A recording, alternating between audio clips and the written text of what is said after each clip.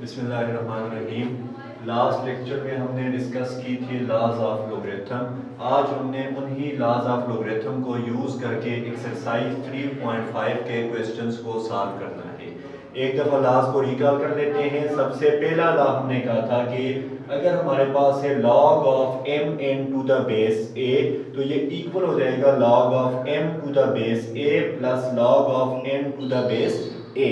कि अगर दो नंबर हमारे पास मल्टीप्लाई हैं तो मल्टीप्लिकेशन कन्वर्ट हो जाएगी एडिशन में, और दोनों के साथ हमने log को सेपरेट कर लेना है और log की बेस वही रहेगी जो हमारे पास पहले बेस थी। और सिमिलरली अगर हमारे पास दो वैल्यूज आपस में डिवाइड हैं तो डिवाइड वाली वैल्यूज को हमने कन्वर्ट कर लेना है माइनस में और दोनों वैल्यूज पे log को सेपरेट कर लेना है। थर्ड प्रॉपर्टी हमारे पास थी कि अगर हमारे पास log में किसी भी वैल्यू की पावर आ जाए तो हमने उस पावर को स्टार्ट में मल्टीप्लाई कर लेना है उस log के साथ। और लास्ट प्रॉपर्टी है कि अगर हमारे पास दो log आपस में मल्टीप्लाई हैं और मल्टीप्लिकेशन में फर्स्ट log की वैल्यू और सेकंड log की बेस हमारे पास अगर सेम है तो हमने फर्स्ट log की बेस ले लेनी है और सेकंड log की वैल्यू ले लेनी है। अब इन चार प्रॉपर्टीज में जो हमारी सबसे ज्यादा यूज होने वाली प्रॉपर्टीज हैं वो है फर्स्ट, सेकंड और थर्ड। इन तीन प्रॉपर्टीज को हमने सबसे ज्यादा यूज करना है। अब एक्सरसाइज 3.1 का 3.5 का क्वेश्चन नंबर 1 है use logarithm properties to simplify the expression.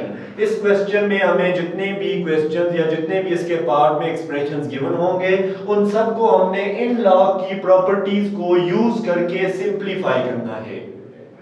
अब सबसे पहला हमारे पास पार्ट है log of √7 to the base 7। इसको हमने सिंप्लीफाई करके उसकी वैल्यू फाइंड करनी है।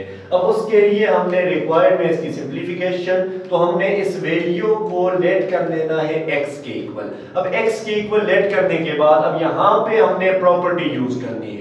अब अगर हम प्रॉपर्टीज को देखें तो हमारे पास सबसे पहले प्रॉपर्टीज में दो वैल्यूज आपस में प्लस होंगी तो उसको मल्टीप्लिकेशन में कन्वर्ट करेंगे। अगर दो वैल्यूज आपस में माइनस है तो उसको हमने डिवीजन में कन्वर्ट करना है। अब यहाँ पे हमारी ये वाली प्रॉपर्टी यूज हो सकती है। इसमें हमें एक ही log की वैल्यू और ऊपर पावर गिवन है, लेकिन यहाँ पे हमें कोई भी पावर नजर नहीं आ रही। अब यहाँ पे हमारे पास वैल्यू है √7 और ये हमारे पास है रेडिकल फॉर्म। अब जब भी हम रेडिकल फॉर्म को कन्वर्ट करते हैं एक्सपोनेंशियल फॉर्म में तो यहाँ पे इसका इंडेक्स हमें गिवन है 2। तो हमने इसकी एक्सपोनेंशियल फॉर्म बनाने के लिए ये हमारे पास बन जाएगा 7 की power 1 divided by index number. Index 2 है तो ये हो जाएगा 1 डिवाइडेड बाय 2। अब यहाँ पे 7 की पावर में हमारे पास है 1/2। तो हमने सबसे पहले इस रेडिकल फॉर्म को कन्वर्ट कर दिया एक्सपोनेंशियल फॉर्म में। तो जो हमारे पास अंडर रूट या स्क्वायर रूट था उस स्क्वायर रूट को हमने लिख दिया 1/2 की फॉर्म में। अब जब हमारे पास 1/2 की फॉर्म में आ गया तो हमने यहाँ पे log की प्रॉपर्टी यूज करनी है कि log of m power n to the base a is equal to n into log of m to the base a, कि जो भी पावर है उस पावर को हमने स्टार्ट में मल्टीप्लाई कर लेना है। अब यहाँ पे हमारे पास पावर है 1/2, तो इस 1/2 को हमने स्टार्ट में मल्टीप्लाई कर लेंगे तो ये हमारे पास इक्वल हो जाएगा log of 7 under to the base 7 और मल्टीप्लाई बाय 1/2। अब हमारे पास जब भी log के अंदर बेस और वैल्यू आपस में सेम होंगे तो ये हमेशा इक्वल होगा 1 के। तो इस वैल्यू को हमने यूज जब यहाँ पे किया तो हमारे पास ये 7 और 7 आपस में इक्वल है, तो हमने इनको इक्वल को जो इक्वल थी ये हमारे पास इक्वल होगी 1 के। तो जब 1/2 को मल्टीप्लाई करेंगे 1 से तो ये हमारे पास इसकी x की वैल्यू है जो हमने सिंप्लीफाई करके फाइंड करनी थी। x is equal to 1/2। अब सिमिलरली अगर हम क्वेश्चन नंबर 1 के दूसरे पार्ट को देखें तो हमारे पास है क्वेश्चन नंबर 1 का पार्ट नंबर 4। इसमें हमें दो log की वैल्यूज गिवन है जो आपस में ऐड हो रही हैं। हमने इन वैल्यूज को सिंप्लीफाई करके इसकी वैल्यू फाइंड करनी है, सिंगल वैल्यू में कन्वर्ट करना है।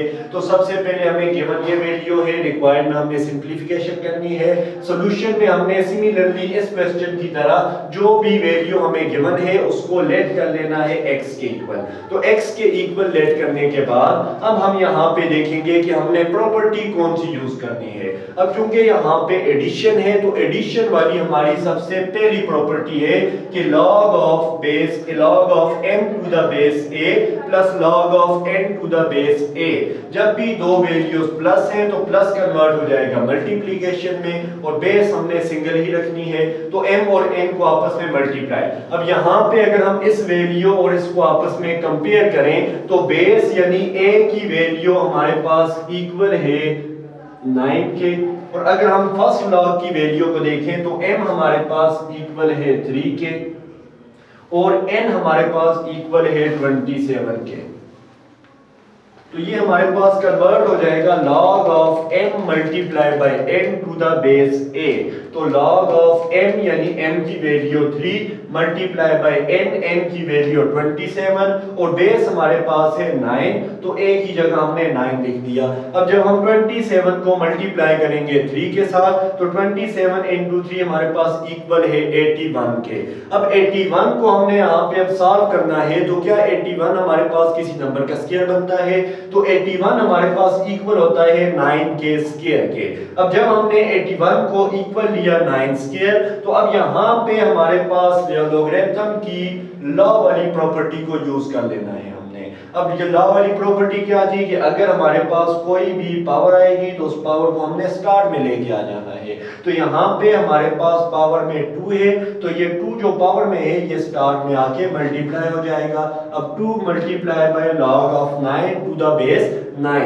अगेन हमारे पास सिमिलरली वही प्रॉपर्टी है कि जब भी कोई वैल्यू और बेस हमारे पास सेम है तो वो इक्वल हो जाएगा 1 के।